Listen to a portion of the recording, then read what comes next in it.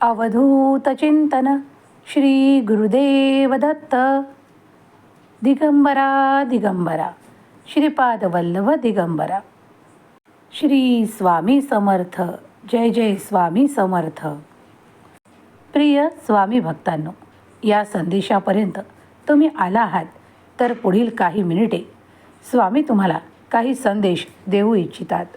तो तुम्ही मनावर घ्यावा आणि आपल्या आयुष्यात तुम्ही ते पाऊल उचलावे अशी देवाची तुम्हाला आज्ञा आहे.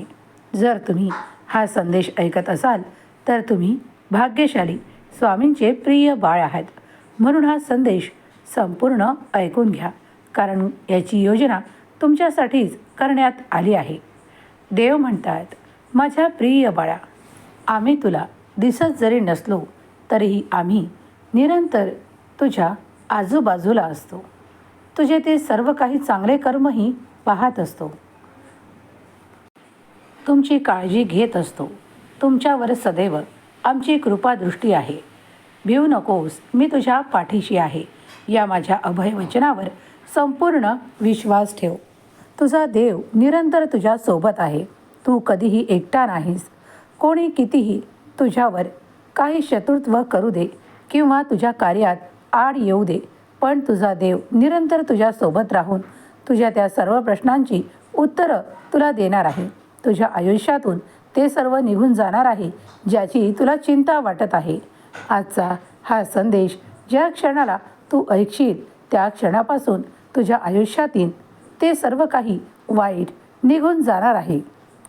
देव म्हणतात, बाळा, कुठलेही संकट, कुठलीही काळजी तुमच्यापर्यंत येऊ नये म्हणून माझे कार्य निरंतर सुरू आहे. ज्या क्षणाला तुम्ही ती चिंता करता त्या क्षणाला मी तुमच्या पुढे हा संदेश पाठवत आहे. याचा विचार करा की तुमच्या पुढे हा संदेश का आला आहे. कारण मला तुमची काळजी आहे आणि मला तुमची काळजी दूर करायची आहे. तुमच्यासाठी मी आशीर्वाद पाठवत आहे, चमत्कार पाठवत आहे. तेव्हा काळजीमुक्त राहा, आनंदी राहा. तुम्ही सदैव आनंदी असावे, तुमच्या मुखावर तो आनंद दिसावा याचाच विचार करा. कधीही आनंदापासून दूर जाऊ नका, कारण खूप काही अशा गोष्टी आहेत ज्या तुमच्या मनावर ताण तणाव निर्माण करत असतील.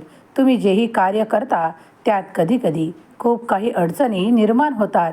म्हणून घाबरून जाऊ नका, कारण देव तुमचे संरक्षण करत असताना तुम्हाला काळजीची आवश्यकता नाही. एखादे कार्य विलंबाने होत असेल तर घाबरू नका. ती योग्य वेळ येऊ द्या, मग ते कार्य पूर्ण होईल आणि तुम्हाला आशीर्वादासह काही चमत्कार, काही भेटवस्तूही प्राप्त होतील. तुमच्या मार्गात येणाऱ्या अडचणी जर तुमच्या शत्रूने निर्माण केलेल्या आहेत, मग तर विनाकारण घाबरणे सोडून द्या, कारण तुमचे शत्रू आता परास्त होणार आहेत.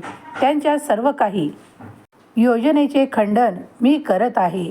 त्या कितीही चुकीच्या योजना त्यांनी बनवल्या तरीही ते तुझं काहीही बिघडवू शकणार नाही. देव म्हणतात, बाळा, काळजीमुक्त राहा.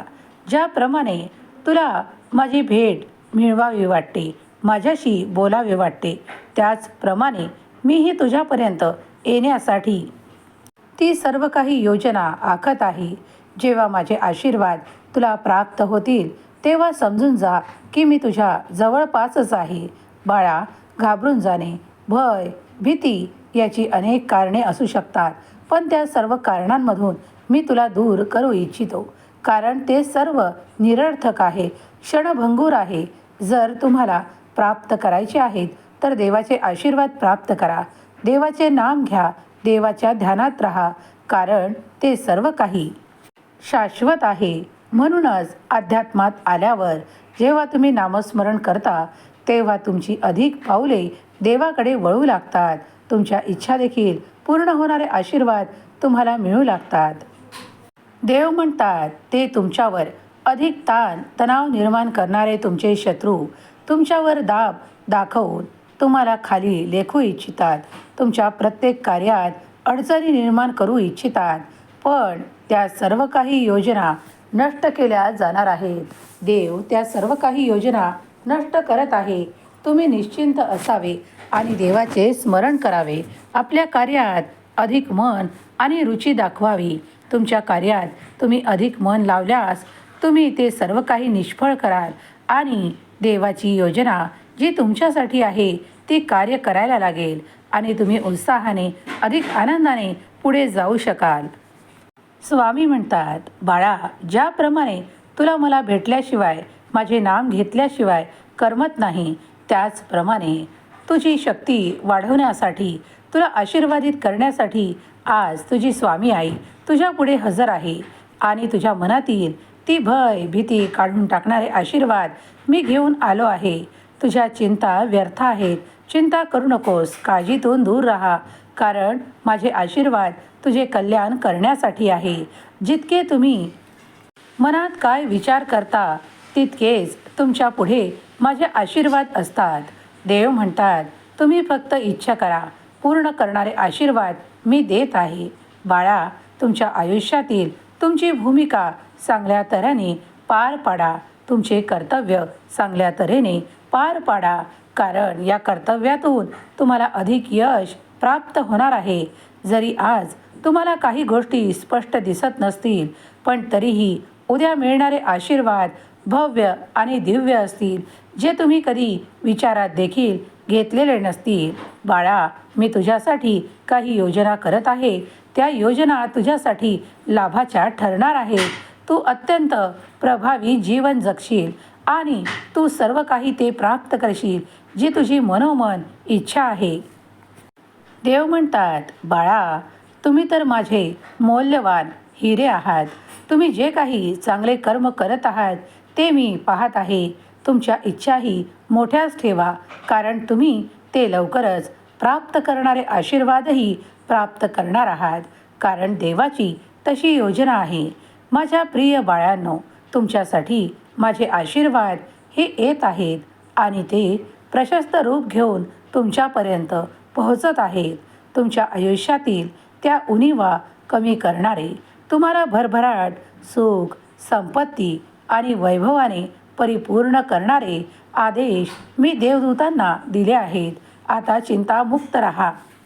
तुम्ही जे कर्म करत असाल त्यात तुम्हाला मोठ्या यशाची हमी देणारा हा संदेश मिळाला असेल तर स्वतःला भाग्यशाली माना. तुम्ही एक पवित्र आत्मा आहात, म्हणूनच देव तुमच्यासाठी कार्य करत आहे. स्वामींचा हा दिव्य पवित्र संदेश जिथे कुठे स्वामी भक्त ऐकत आहेत त्यांची ऊर्जा वाढवल्या जात आहे. त्यांच्या जीवनातून संघर्ष कधी बाहेर पडतील हे त्यांना देखील कळणार नाही आणि सुख समाधान कधी वाढू लागेल हे देखील कळणार नाही. प्रिय स्वामी भक्तांनो, या संदेशाचा मनपूर्वक स्वीकार करा आणि जर तुम्ही इथपर्यंत हा संदेश ऐकला आहे तर तुम्ही स्वामींचे प्रिय आणि भाग्यशाली बाळ आहात. तुमच्या सर्व काही वेदना संपो, दुःख संपो, तुम्हाला ज्या काही आशा आहेत त्या पूर्ण करणारे आशीर्वाद स्वामीत माऊली तुम्हाला देवोत ही स्वामी माऊली चरणी प्रार्थना. श्री स्वामी समर्थ. जय जय स्वामी समर्थ.